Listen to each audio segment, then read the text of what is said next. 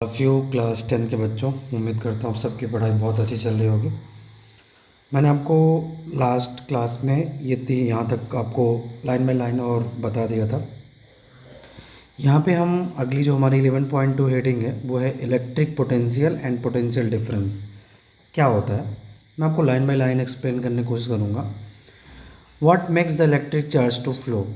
Charge का flow होना current है, लेकिन ये चार्ज फ्लो होते कैसे हैं, ठीक है। Let us consider the analogy of flow of water. वो कह रहा है कि आप वाटर के फ्लो से समझिए कि चार्ज कैसे फ्लो होते हैं, क्योंकि किताब जो एनसीईआरटी है वो ये बात जानता है कि आप पानी को बहते हुए आपने अपनी लाइफ में ज़रूर देखा होगा, और चार्ज को बहते हुए आप अभी नहीं देखें कि कैसे फ्लो होता है, कोई नहीं देखा होगा, ठीक है। मतलब स्टूडेंट की बात हो रही है, आप इलेक्ट्रॉन बहुत माइक्रोस्कोपिक लेवल पे ऑब्जर्व किया जा सकता है। तो यहाँ कह रहा है कि charge do not flow in copper wire by themself. किसी भी कॉपर मतलब वायर में, किसी भी कंडक्टर में चार्ज जो है ना वो खुद से फ्लो नहीं होता। Just as water in perfectly horizontal tube does not flow.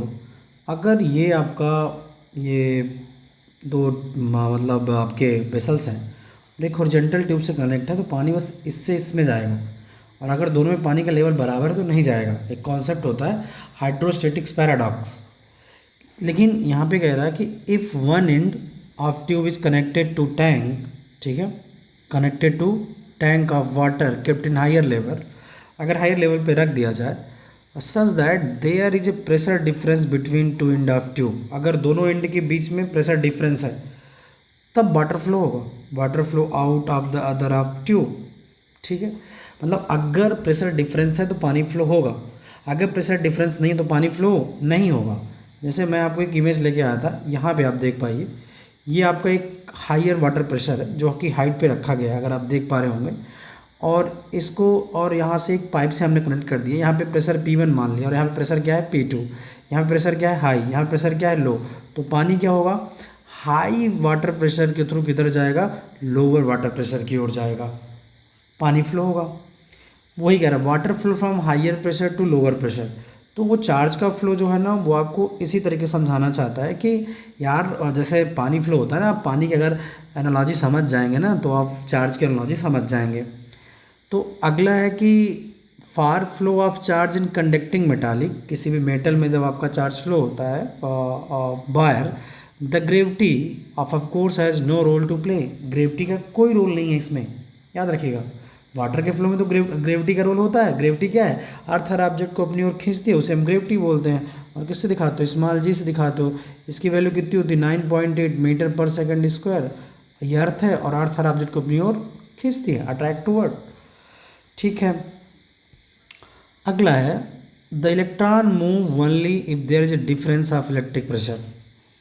Electron तभी मूव करेगा जब आप देख पाएंगे कि कंडक्टर में या दो कंडक्टर हैं, एक बॉडी ए है और एक बॉडी बी है, अगर वहाँ इलेक्ट्रिक प्रेशर है तभी आपका चार्ज फ्लो करेगा, और इसे ही बोला जाएगा called the potential difference.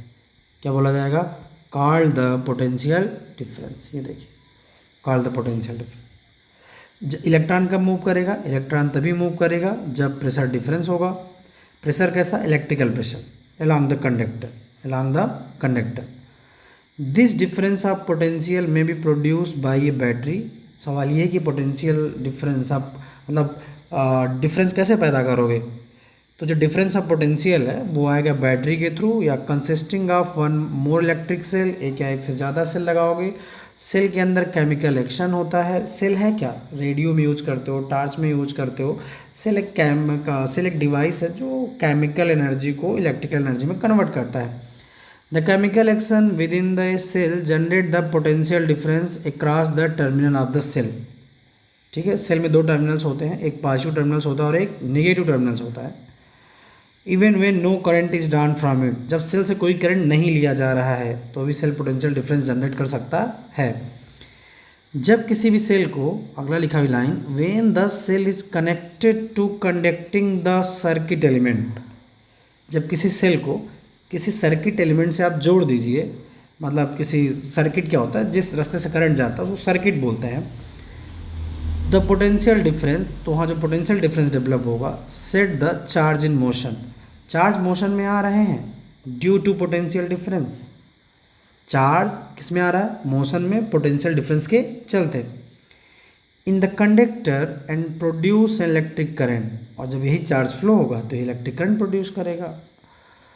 In order to maintain the current in given electric circuit, आपको लगातार करंट फ्लो हो, इसको मेंटेन करने के लिए सेल के पास, the cell has to expend its chemical energy store in it, cell में केमिकल एनर्जी जो होगी वो ये डिसाइड करेगी कि लगातार सर्किट में करंट मेंटेन रहे।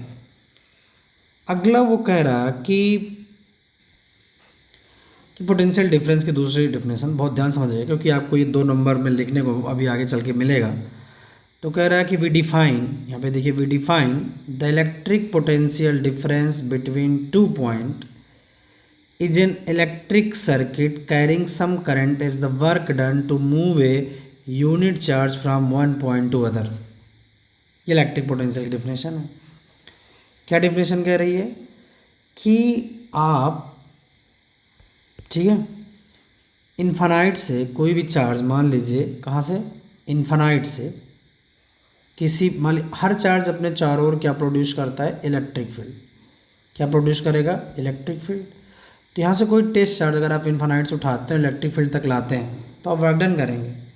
आप कितना वर्क डन कर रहे हैं, work done to move a charge, यहाँ पे देखिए, work done to move a unit positive charge, ठीक है, work done to move a unit positive charge from one point to other, it's called electric potential. किससे दिखाते हैं, भी से। भी इक्वल क्या होता है, डब्ल्यू अपान क्यू। यहाँ पे लिखा हुआ है potential difference 2 point work done upon charge, work done upon charge. इसकी जो एसआई यूनिट है इलेक्ट्रिक पोटेंशियल की, वो वोल्ट होती है। The SI unit of electric potential is volt, क्योंकि वोल्ट एक साइंटिस्ट थे, एलेक्जेंडारो वोल्टा, वो एक इटली के साइंटिस्ट थे, उनके रिस्पेक्ट में इसकी यूनिट दी गई। अब यहाँ पे 1 वोल्ट बहुत इंपॉर्टेंट डिफिनेशन है, ये पूछता है आजकल। 1 volt is the potential difference between 2 point in current carrying conductor when 1 joule work is done to move a charge 1 coulomb from 1 point to other. जब 1 कूलम चार्ज को मूव कराने के लिए 1 जूल वर्क डन करना पड़े, उसे ही हम बोलते हैं 1 वोल्ट। क्या बोलते हैं, 1 वोल्ट। 1 वोल्ट का मतलब हो गया, 1 वोल्ट इक्वल हो गया जेसी इनवर्स, जूल कूलम इनवर्स, ठीक है। ये जो पोटेंशियल डिफरेंस होता है, इसको आप मेजर करते हैं जो जिस इंस्ट्रूमेंट से, वो कहलाता है वोल्ट मीटर। और करंट किससे मेजर कर रहे थे आप, अमीटर से। देखिए, आप एनसीईआरटी सामने खोल लीजिए, अगर आप किताबें, बुक रीडिंग करना सीखिए, बुक रीडिंग बहुत बड़ा रोल प्ले करेगा। मैं आपको बता रहा हूँ, यूट्यूब पे आप पढ़ रहे हैं, ठीक है, आपको आसान भाषा में समझना है, इसलिए आप यूट्यूब खोल के पढ़ रहे हैं। मैं आपको बता रहा हूँ, जब आप बुक रीडिंग करेंगे ना, तो आपका अपना थॉट प्रोसेस डेवलप होगा, आप अपने तरीके से सोचेंगे। अभी आप पोटेंशियल ना किसी टीचर के फ्रेम से समझ रहे हैं, पोटेंशियल सबके लिए सेम होता है, वो अलग बात है। मैं और कंटेंट की बात कर रहा हूँ। अगर आप कोई भी कंटेंट यूट्यूब के थ्रू कंज्यूम कर रहे हैं, ठीक है, तो आप एक माइंडसेट पकड़ पा रहे हैं। लेकिन अगर आप बुक रीडिंग कर रहे हैं, तो आप बुक क्या कह रही है, सवाल आ रहे हैं, ये चार्ज कैसे फ्लो होता है, चार्ज फ्लो होता ही क्यों है, चार्ज का फ्लो होना करंट कैसे बनाता है, ये वाटर की एनालॉजी सवाल में क्यों दे रहा है, ये 1 वोल्ट क्या डिफाइन करता है, ये सारी चीज़ आपके दिमाग में आएंगी अगर आप बुक रीडिंग करते हैं तो, ठीक है। आगे, ये voltmeter is always connected to a parallel. ये वोल्ट मीटर हमेशा किसी भी सर्किट में कैसा जुड़ेगा, पैरेलल। वही आपका जो अमीटर था, जो आप ऊपर पढ़ चुके हैं, वो कैसा जुड़ रहा था, सीरीज़ में, ठीक है।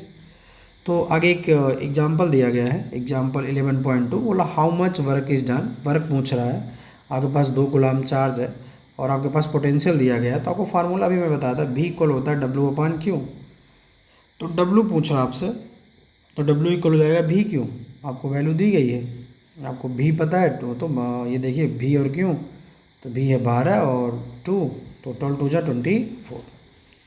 यहाँ पे जो पहला सवाल है आपका, name a device that help to maintain the potential difference across a conductor. तो आपको भी बताया गया था ये और वो कौन सा डिवाइस है, इंस्ट्रूमेंट, वोल्ट मीटर। कौन सा है, वोल्ट मीटर। जुड़ता कैसा है, parallel. What is mean by saying that the potential difference between 2 point is 1 volt. 1 volt की डिफिनेशन दिया गया है, बुक में दिया गया है, ये देखिए ये 1 वोल्ट, ये दूसरे का आंसर हो गया, ठीक है। 1 वोल्ट ये पूरा, ये दूसरे का आंसर हो गया। तीसरा कह रहा है कि how much energy is given to each coulomb of charge passing through a 6 volt battery. 6 volt की एक बैटरी है, तो आप देखिएगा ध्यान से, बैटरी कितने वोल्ट की भी दिया गया है, 6 वोल्ट दिया गया है, चार्ज कितना है 1 कूलम होगा, यहाँ पे दिया है ईच कूलम, ठीक है। वो आपसे पूछ रहा है कि हाउ मच एनर्जी यानी वर्क, तो W इक्वल क्या हो जाएगा VQ, तो 6 × 1, तो इसका आंसर कितना आ जाएगा 6। बहुत ही आसान सवाल है और सारे आंसर ऊपर है। वो क्वेश्चन जो बना रहा है ना, ये जो क्वेश्चन ये बना रहा है, ये क्वेश्चन ऊपर पढ़ा चुका है। वो चाहता है कि आप एक पैराग्राफ पढ़ें और आपके दिमाग में जो सवाल आए और वो सवाल डिजाइन कर रहा है और उसका जवाब आपको ऊपर ही मिल जाएगा, खोजना सीखिए बस। अगला है सर्किट डायग्राम। अगली हेडिंग क्या है, सर्किट डायग्राम, ठीक है, इसको देख लीजिए।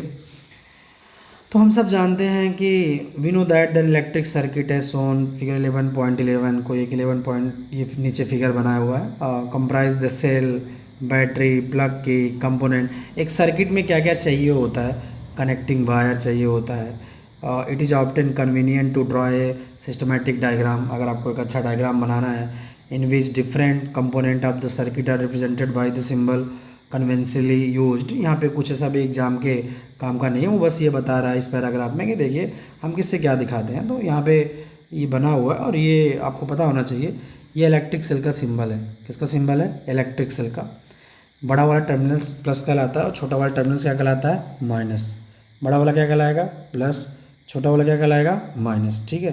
ध्यान से देखिएगा, आप सबने सेल ज़रूर देखा होगा कि सेल कैसे काम करता है, क्या कैसे, बैटरी टार सेल, या दुकान में आपने सेल ख़रीदा भी होगा। अगला है कि ए बैटरी और एक कॉम्बिनेशन ऑफ सेल, तो ये पहला प्लस है, दूसरा माइनस है, ये दूसरा सेल है, ये इसका प्लस है, ये माइनस है, तो पहले का माइनस दूसरे के प्लस से और दूसरे का माइनस तीसरे के प्लस से, इस टाइप के कॉम्बिनेशंस है और इसको हम बोलते हैं सीरीज कॉम्बिनेशंस, ठीक है।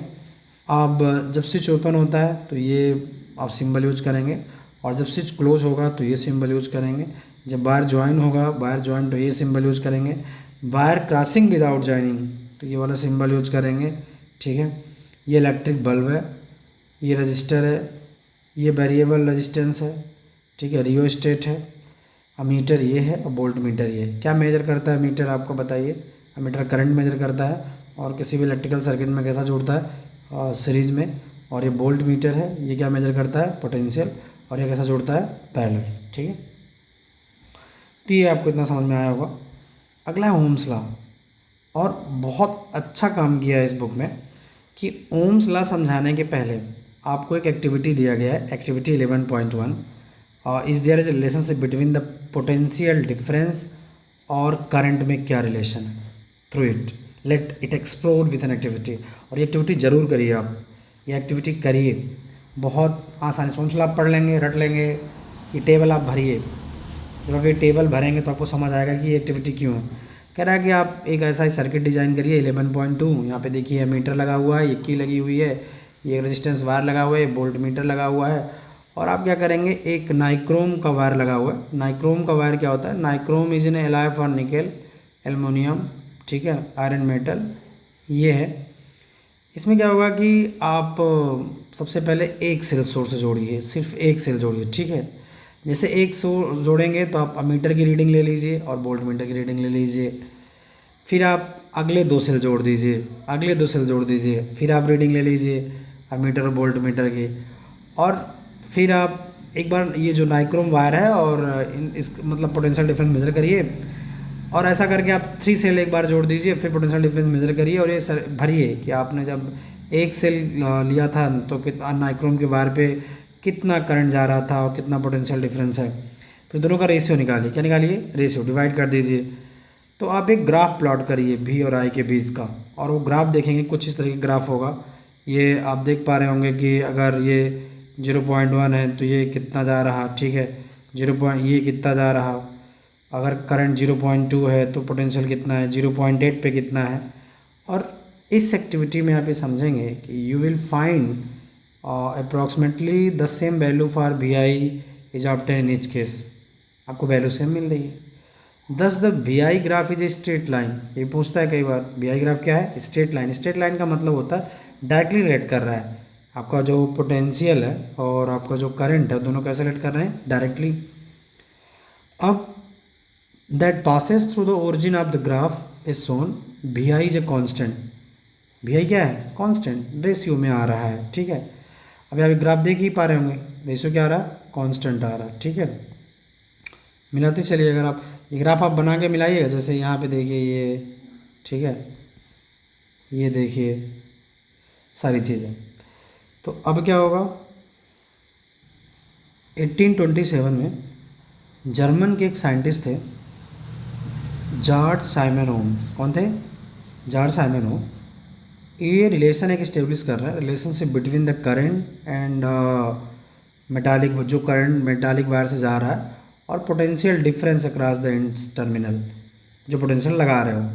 इन्होंने कहा कि द पोटेंशियल डिफरेंस भी across the end of given metallic wire is an electric circuit is directly proportional to the current flowing through it. मतलब voltage and current are directly related to each other. कौन कौन? Voltage and current are directly related to each other provided it's temperature remain the same. अगर temperature constant रखा जाए, और इसे ही बोला गया this is called Ohm's law. भी डायरेक्टली प्रोपोर्शनल आई, भी डायरेक्टली प्रोपोर्शनल आई, डायरेक्टली हटाएंगे तो एक कांस्टेंट आएगा, तो भी इक्वल आएगा आई आर। क्या आएगा? I R. तो याद रखिएगा, जो आपका वोल्टेज और करंट है वो कैसे रिलेट कर रहा है? डायरेक्टली। अगर टेम्परेचर कांस्टेंट है, डायरेक्टली हटा भी अपान आई कांस्टेंट रहेगा। वो मैंने आपको अभी बताया था, ये ऊपर वाली लाइन आपको पता होगी कि कांस्टेंट है। आप डाटा देख लीजिए, जो डाटा आया हुआ है एक्टिविटी के थ्रू। और भी इक्वल क्या हो जाएगा? I R. यहाँ पे आर क्या है? कांस्टेंट। आर क्या है? कांस्टेंट मेटालिक वायर का। और याद रखिएगा कि रेजिस्टेंस की एसआई यूनिट क्या होती है? ओम्स। ये कई बार एग्जाम पूछा गया है। It is the properties of conductor, या कंडक्टर की वो प्रॉपर्टीज़ है to resist the flow of charge through it, जो चार्ज को फ्लो होने से रोकती है। करंट के पाथ में कितना ऑब्स्ट्रक्शन, कितनी रुकावट। फॉर एग्जांपल कि अगर हम पानी बह रहा है और उसमें हम एक डैम बना दें, तो पानी का जो फ्लो है वो रुकेगा। तो पानी के फ्लो को रोक कौन रहा है? वो डैम, वो दीवार, वो रेजिस्टेंस है पानी के लिए। रेजिस्टेंस का मतलब होता है रोकना। तो it is the properties of conductor to resist the flow of charge. It is unit is ohm और रिप्रेजेंटेड बाय ग्रीक लेटर, ठीक है, ये ओम्स है। और आर इक्वल क्या हो जाएगा? भी इक्वल आई आर है, तो आर इक्वल हो जाएगा भी अपान आई। वही आजकल ट्रेंड, मतलब आजकल जो डिफिनेशन पूछने का ट्रेंड आ गया है। 1 ओम क्या है? तो अगर पोटेंशियल डिफरेंस 1 वोल्ट है और करंट भी 1 एम्पियर जा रहा है, तो वहाँ से जो रेजिस्टेंस निकल के आएगा वो कितना आएगा? 1 ओम। कितना आएगा? 1 ओम। तो 1 ओम इक्वल 1 वोल्ट अपान 1 एम्पियर। वोल्ट पर एम्पियर करंट की, जैसे पोटेंशियल की यूनिट होती है वोल्ट और करंट की होती है एम्पियर, तो रेजिस्टेंस की यूनिट होती है वोल्ट पर एम्पियर, ठीक है, याद रखिएगा। तो यहाँ तक आपको चीज़ें क्लियर हो गई होंगी। और आई इक्वल भी अपान आर। तो current through a resistor is inversely proportional to resistance, याद रखिएगा। ये इन्वर्सली का मतलब आप समझ रहे हो ना, एक ऊपर आ रहा है एक नीचे आ रहा है। जैसे आप अभी भी इक्वल क्या होता है? I R. भी इक्वल क्या होता है? आई आर, ठीक है। भी इक्वल होगा आई आर, तो आई इक्वल क्या हो जाएगा? भी अपान आर। ये इधर मल्टीप्लाई हो रहा है, उधर डिवाइड हो जाएगा। तो आई, देखो आई और आर कैलकुलेट कर रहे हैं इन्वर्सली। अगर आर बढ़ेगा तो आई घटेगा, अगर आर घटेगा तो आई बढ़ेगा। तो वही कह रहा है कि यहाँ पे कि the current through a resistor is inversely proportional to the resistance, ठीक है। रेजिस्टेंस और करंट कैसे रिलेट करेंगे? Inversely. If the resistance is doubled, अगर रेजिस्टेंस को डबल कर दिया जाए तो करंट गेट हाफ, करंट आधा हो जाता है, याद रखिएगा। अगर रेजिस्टेंस को डबल कर दिया जाए तो करंट क्या हो जाएगा? आधा। इन मेनी प्रैक्टिकल केसेस, जब प्रैक्टिकल केस देखोगे, it is necessary to increase और डिक्रीज द करंट। अगर आप करंट घटाते और बढ़ाते हैं किसी भी इलेक्ट्रिक सर्किट में, एक component use to regulate the current without changing the voltage source, बिना वोल्टेज सोर्स को चेंज किए हुए जब आप करंट को रेगुलेट करते हैं, उसे ही बोलते हैं वेरिएबल रेजिस्टेंस। क्या बोलेंगे? Variable resistance. तो यहाँ पे जो हमारा मतलब कह रहा है कि कभी कभी ना आपको करंट को घटाने, it is necessary to increase और decrease the current in electric circuit. आप करंट घटा सकते हैं, बढ़ा सकते हैं। यहाँ पे सीधे देखिए लिखा है कि it is necessary to increase और decrease the current in electric circuit. एक component use to regulate current, एक ऐसा कंपोनेंट जो करंट को रेगुलेट करता है, करंट को घटाना है, कब बढ़ाना है, without changing the voltage source. Voltage नहीं बदलना है, वोल्टेज सोर्स नहीं बदलना है, बैटरी नहीं बदलनी है, करंट को घटाना और बढ़ाना है। It's called variable resistance. तो वहाँ जो रेजिस्टेंस होगा उसे हम बोलेंगे वेरिएबल रेजिस्टेंस। और ये सब करता है in electric circuit a device called rheostat is often use to change the resistance in the circuit. ठीक है, उस डिवाइस को क्या बोलेंगे? रियोस्टेट। ठीक है, change the resistance in circuit. तो ये रियोस्टेट पूछेगा क्या है 1 नंबर के लिए। We will now study about electrical resistance of conductor with the help of following activity. एक एक्टिविटी के थ्रू आप समझिए कि रेजिस्टेंस क्या होता है और उसका क्या रोल होता है। ठीक है, बहुत ध्यान समझिएगा। एक्टिविटी थोड़ा किया करिए आप, ये बहुत मतलब ज़्यादा खर्चे नहीं आएंगे इन सब में। आप एक नाइक्रोम का वायर ले लीजिए, मार्केट में आसानी से नाइक्रोम का वायर मिल जाता है। और नाइक्रोम का वायर किससे मिलके बना होता है एग्जाम में पूछ सकता है। और लास्ट वाली एक्टिविटी जो 11.1 थी वहाँ मैंने आपको बताया था। आप एक टार्च का बल्ब ले लीजिए, 10 वाट का बल्ब ले लीजिए, और एक अमीटर ले लीजिए 0 to 5 एम्पियर रेंज का, और एक प्लग की ले लीजिए, और कुछ कनेक्टिंग वायर ले लीजिए, और एक सर्किट सेटअप कर लीजिए। आप देख पा रहे होंगे यहाँ पे एक सर्किट सेटअप है, ये अमीटर लगा है, और ये जो एक्स वाई है यहाँ पे आपको ये एक बैटरी टर्मिनल लगा हुआ है और एक की लगी हुई है। ठीक है, अब वो क्या कह रहा है कि आप एक सर्किट कंप्लीट करिए, नाइक्रोम का वायर लगाइए यहाँ पे। ये जो नाइक्रोम का वायर है ये यहाँ पे लगा दीजिए आप, और प्लग की, और आप की मतलब प्रेस करिए।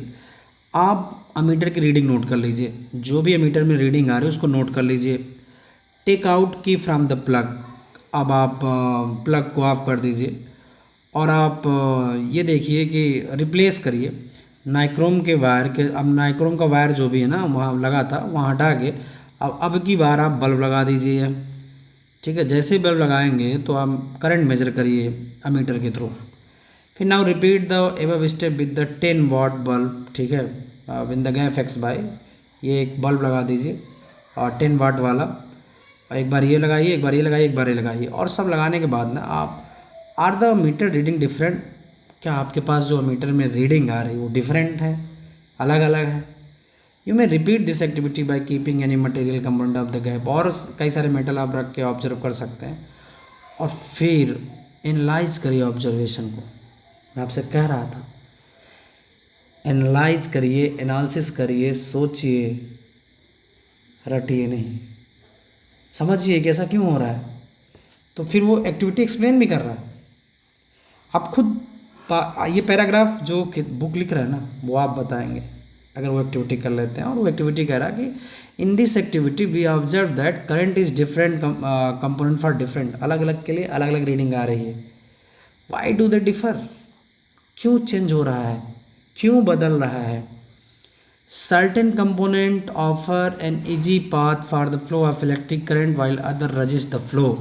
नाइक्रोम का वायर रजिस्ट कर रहा होगा, क्यों रजिस्ट कर रहा है, बाकी सब जाने दे रहे हैं, करंट को जाने दे रहे हैं।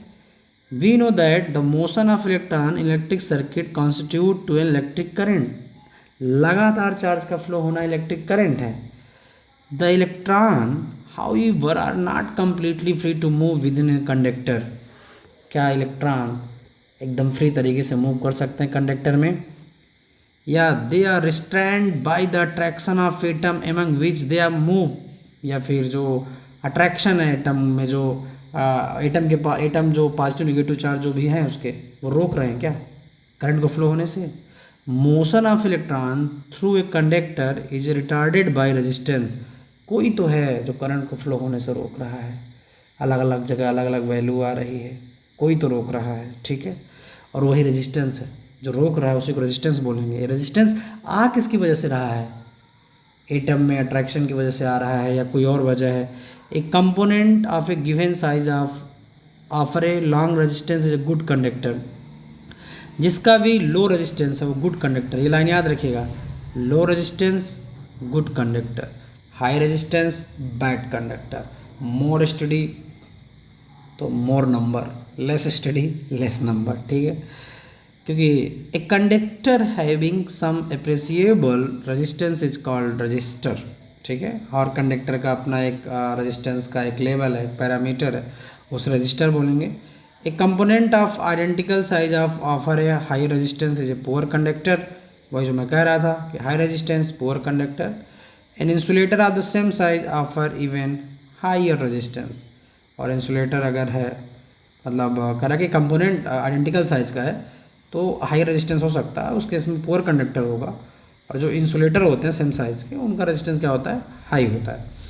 फिर वो एक्टिविटी करा रहा है आपसे, और ये एक्टिविटी के थ्रू अब ये बताना चाहता है कि आप ये देखिए कि आपका जो रेजिस्टेंस है ना वो किस किस फैक्टर पर डिपेंड करता है, किस किस फैक्टर पर डिपेंड करता है। तो ये एक्टिविटी है 11.3 और इसको समझने की कोशिश करिए। और ये कह रहा है कि आप एक इलेक्ट्रिक सर्किट बनाइए, ठीक है, उसमें मीटर लगा दीजिए, नाइक्रोम का वायर लगा दीजिए और मार्क कर लीजिए प्लग की, ये सब कह रहा है, ठीक है। ये इलेक्ट्रिक सर्किट बनाया हुआ है, की लगी हुई है, मीटर लगा प्लस बना हुआ है। अब वो कह रहा है ना कि प्लग द की, मतलब की प्रेस कर दीजिए और note the current in meter, meter में करंट मेजर करिए। अब आप नाइक्रोम को वायर को रिप्लेस कर दीजिए and another nichrome wire of same thickness, देखिएगा आप, हाँ नंबर 2 पे जो नाइक्रोम वायर है, thickness but twice the length, length बढ़ा दीजिए, लेंथ बढ़ा दीजिए, ठीक है। अभी जो वायर की लेंथ है उससे बढ़ा दीजिए और फिर आप देखिए कि रीडिंग कितनी आ रही है मीटर में, नोट द मीटर रीडिंग।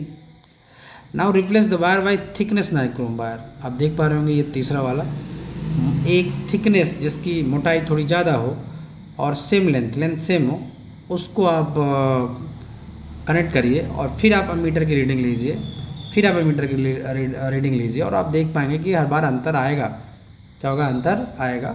और इस बार नाइक्रोम वायर की जगह एक कापर वायर कनेक्ट कर दीजिए और कापर वायर कनेक्ट करने के बाद आप मीटर की रीडिंग ले लीजिए। आप नोटिस करेंगे difference in the current in all case, her case में मीटर की रीडिंग अलग अलग दिखाएगा। Does the current depend on the length of conductor, तो सवाल ये क्या करंट लेंथ ऑफ कंडक्टर पर डिपेंड करेगा। Does the current depend on the area of cross section of wire used, क्या इस पर डिपेंड करेगा। तो अगले इस पैराग्राफ में वही समझाने की कोशिश कर रहा है, जो आप एक्टिविटी कर रहे हैं उसका कंक्लूजन क्या है। वो कह रहा है कि it is observe that the meter reading decrease to 1/2 when the length of wire is double, जब वायर की लेंथ को डबल कर दिया गया तो मीटर में जो रीडिंग आ रही है वो आधी आ रही है, 1/2 आ रही है। The meter reading is increase when the thicker wire, जब आपने थिकर वायर जोड़ा तो रीडिंग बढ़ रही है of the same material and the same length is used in the circuit. A change in A meter reading A observe when a wire of different material of same length and the same area of cross section is used. तो जब आप ohms ला लगाएंगे, क्या लगाएंगे, ohms ला, अलग अलग case में अलग अलग रीडिंग आ रही है, तो आप ऑब्जर्व करेंगे, we observe that the resistance of conductor on its length, length पर डिपेंड करता है। अब याद रखिएगा, यहाँ से सवाल बनेगा आगे चल के, रेजिस्टेंस किस पे डिपेंड करेगा, लेंथ पे, और एरिया ऑफ क्रॉस सेक्शन पे डिपेंड करेगा, नेचर ऑफ मटेरियल पे यूज होगा। रेजिस्टेंस किस किस फैक्टर पे डिपेंड करता है, लेंथ पे करता है, एरिया ऑफ क्रॉस सेक्शन पे करता है, एरिया ऑफ क्रॉस सेक्शन ज़्यादा है तो थिकनेस ज़्यादा होगी, ठीक है। नेचर ऑफ मटेरियल पे यूज करता है। Precise measurement have shown that resistance of uniform metallic conductor is directly proportional to the length. Resistance और लेंथ कैसे लेट कर रहे हैं, डायरेक्टली, मतलब वायर जितना लंबा होगा लेंथ उतनी ज़्यादा होगी तो रेजिस्टेंस भी उतना ज़्यादा होगा, रेजिस्टेंस भी उतना ज़्यादा होगा।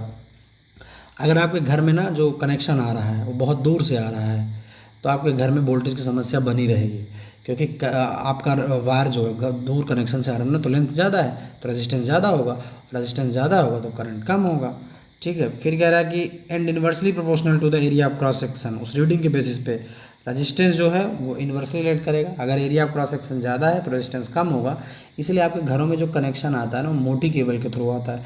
अगर वो केबल मोटी है, वो थिकनेस के साथ है, तो उसका रेजिस्टेंस क्या होगा, कम होगा, क्योंकि एरिया ऑफ क्रॉस सेक्शन क्या है, ज़्यादा। ये दोनों कैसे रिलेट करने हैं, डायरेक्टली। तो इन दोनों को साथ लिख दीजिए, तो फ्रॉम इक्वेशन या कंबाइनिंग इक्वेशन ये 11.11 आप फर्स्ट सेकंड लिख दीजिए। तो resistance directly proportional to L upon A, तो जब आप डायरेक्टली घटाएंगे तो क्या आएगा, कांस्टेंट, और ये कांस्टेंट कौन है, रो, यहाँ पे लिखा हुआ है, rho is a constant of proportionality and it is called electrical resistivity. इसी को बोलेंगे electrical resistivity of the material of conductor. इसकी जो एसआई यूनिट होगी वो होगी ओम इंटू मीटर। कैसे होगी ओम इंटू मीटर, देख लीजिए। देखिए अब आप समझ गए हैं कि R इक्वल होता है रोयल अपान ए, तो रो इक्वल हो जाएगा आर, ए उधर चला जाएगा, R A upon L, R A upon L. तो रेजिस्टेंस की यूनिट होती है ओम, सबको पता है ओम होगी। एरिया की होती है मीटर स्क्वायर और लेंथ की होती है मीटर। तो मीटर से मीटर क्या हो गया, कैंसिल। तो यूनिट क्या हो जाएगी, ohm into meter, ohm into meter. ठीक है, फिर यहाँ पे क्या है, it is characteristic properties of the material. ठीक है, और ये मटेरियल की प्रॉपर्टीज़ है। द मेटल, ठीक है, it is the characteristic properties of material. The metal have and alloy have low resistivity. जो मेटल और एलॉय होते हैं उनकी रेजिस्टिविटी क्या होती है, लो होती है। याद रखिएगा, ये आपसे पूछेगा। इनकी जो रेंज होती है 10⁻⁸ से 10⁻⁶ होती है। रेंज जरूर याद रखिए, 10⁻⁶ से 8 से 10⁻⁸ ओम मीटर से 10⁻⁶ ohm meter. They are good conductor of electricity, ये गुड कंडक्टर ऑफ इलेक्ट्रिसिटी होते हैं। Insulator like rubber and glass है रजिस्टिविटी ऑफ द ऑर्डर, मतलब इंसुलेटर की रजिस्टिविटी ज़्यादा होती है। Both the resistance and resistivity of material vary with temperature, और टेम्परेचर से दोनों वेरी करते हैं। टेम्परेचर घटाने बढ़ाने पे इन पे इम्पैक्ट पड़ेगा। टेबल 11.2 दी गई है। Reveal that the resistivity of alloy is generally higher than that the constant metal. Alloy की रजिस्टिविटी अमूमन मेटल से ज़्यादा होती है। Alloy do not oxide burn readily at high temperature, ये हाई टेम्परेचर पे नहीं चलते। यहाँ से भी सवाल बनेगा, याद रखिएगा, एलॉय जल्दी नहीं जलेंगे। फॉर दिस रीज़न, यही रीज़न है कि they are commonly used in a electrical heating device. Electrical heating device में यूज होते हैं। जैसे आप देख पा, इलेक्ट्रिक आयरन होता है, प्रेस करना होता है, टोस्टर होता है, टंगस्टन होता है, ये ऑलमोस्ट यूज होते हैं। और फिलामेंट ऑफ इलेक्ट्रिक बल्ब होता है। ठीक है, ये सब यूज होंगे कहाँ, किसी भी हीटिंग डिवाइस में। और जो आपका कॉपर और एल्युमिनियम होते हैं गुड कंडक्टर हैं, तो ये किसी भी इलेक्ट्रिकल ट्रांसमिशन लाइन में यूज होंगे करंट को दूर ले जाने के लिए। तो बेसिकली इस वाले पैराग्राफ में वो ये बताना चाह रहा है कि जो एलॉय होते हैं वो हाई टेम्परेचर पे भी बर्न नहीं होते, इसीलिए वो इलेक्ट्रिकल हीटिंग डिवाइस में यूज होते हैं। और जो कॉपर और एल्युमिनियम है वो इलेक्ट्रिकल ट्रांसमिशन लाइन में यूज होते हैं। यहाँ पे आप देख पा रहे होंगे कुछ मटेरियल दिए गए हैं, और वो मटेरियल है कंडक्टर है, एलॉय है और इंसुलेटर है। इंसुलेटर में ग्लास है, हॉट रबड़ है, एबेनाइट है, डायमंड है, पेपर है, silver, copper, aluminium, tungsten, nickel, iron, chromium, mercury, ये सब दिया गया है। और सबकी रजिस्टिविटी दी गई है। आप देख पा रहे होंगे इनकी रजिस्टिविटी कैसी है, ज़्यादा है, कम है। यहाँ पे लिखा हुआ है कि आप एक बार पढ़ लीजिएगा। You need not memorise this value, आपको ये याद करने की ज़रूरत नहीं है। स्पेसिफिक मेंशन है कि आपको याद करने की ज़रूरत नहीं है। You can use this value for solving numerical problem, आपको न्यूमेरिकल लगाने में मदद करेंगे। ठीक है, तो क्वेश्चन में मेंशन रहता है, और मेंशन नहीं भी रहता तो आप सिल्वर का, कॉपर का, एल्युमिनियम का, इतना का तो आप याद कर सकते हैं। ठीक है, अगले टॉपिक में हम जैसे ये आपका ये जो एग्जाम्पल 11.3 और 11.4 और 11.5 और 11.6 इन सबको समझाऊंगा। और ये जो आपका क्वेश्चन है ये सारे के सारे ये आपको ऊपर मिल जाएंगे। थोड़ा वीडियो बड़ा बन रहा है क्योंकि आजकल बच्चे ज़्यादा बड़े वीडियो देख नहीं पाते हैं, तो मैं तो एक वीडियो में पूरा फिनिश कर दूँ, पर आपके लिए इतना इनफ है। और समझने की कोशिश करिएगा, थोड़ा प्यार दिखाइएगा, सपोर्ट करिएगा। Thank you.